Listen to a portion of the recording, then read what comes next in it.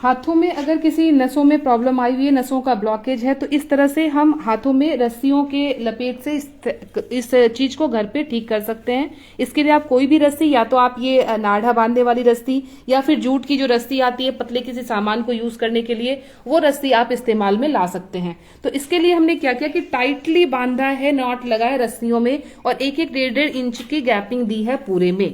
अब इसको बांधने के बाद हमने थोड़ी देर के लिए देख लिया, अब ये हाथ जो है ठंडे हो रहे हैं। ठंडे होने का मतलब है ब्लड का सर्कुलेशन कंप्लीटली ब्लॉक हो चुका है, फ्रीज कर दिया है हमने। तो अब इसे हम तेजी से खोलेंगे।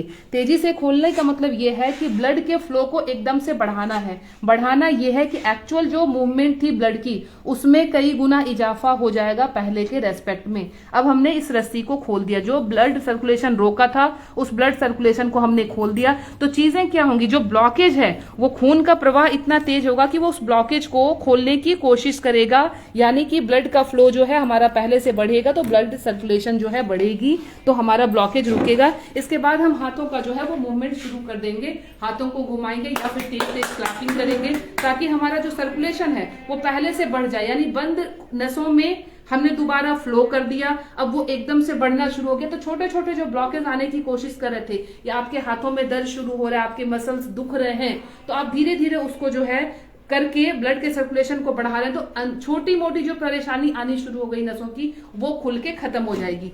सेम चीज हम पैरों के लिए भी कर सकते हैं।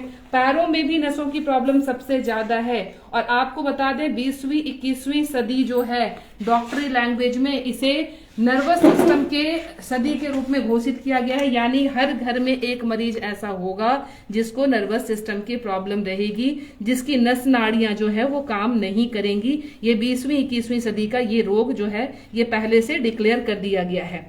तो हमने यहाँ भी यही काम किया, हमने इस तरह से बांध दिया। पैर की उंगलियों से शुरू करना है और फिर तेज तेज बांधते हुए, दबाते हुए, यानी ब्लड रुकेगा कैसे, जब तक नसों पे तेज प्रेशर नहीं आएगा। तो तेज बांधते हुए 1 से 1.5 इंच की गैपिंग देनी है। 1 से 1.5 इंच की गैपिंग देते हुए इसको आपने बांध दिया पूरी तरह से कस के।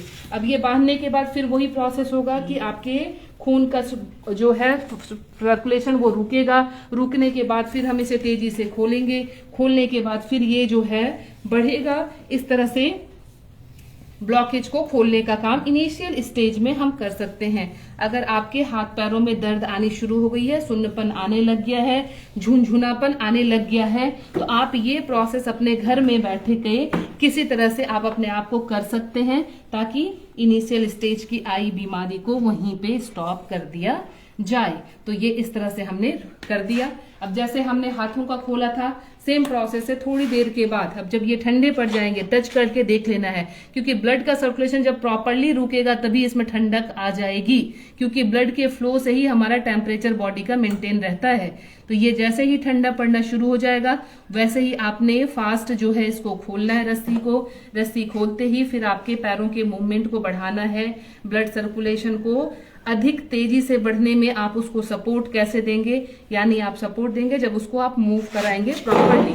तो इस तरह से आपने इसको कर दिया। फिर आप इसको जंप कराएंगे या आपको जॉगिंग करानी है, तो देखो अपनी जगह पे जो जिस कैपेसिटी का है, प्रॉब्लम कम है तो धीमे धीमे कर सकता है, प्रॉब्लम ज्यादा हो तो औरतें कम है तो अपनी जगह पे रन कर सकता है, वो जॉगिंग कर सकता है। तो इस तरह से छोटी सी बीमारियां जो आएगी नस की, वो धीरे धीरे धीरे धीरे खुलनी शुरू हो जाएगी और वो फिट हो जाएगा। तो मैं Meena Shegiya, naturopathy and alternative therapy expert, New Delhi से। मुझसे मिलने के लिए करनाल प्लस के नंबर पर संपर्क करें। Thank you.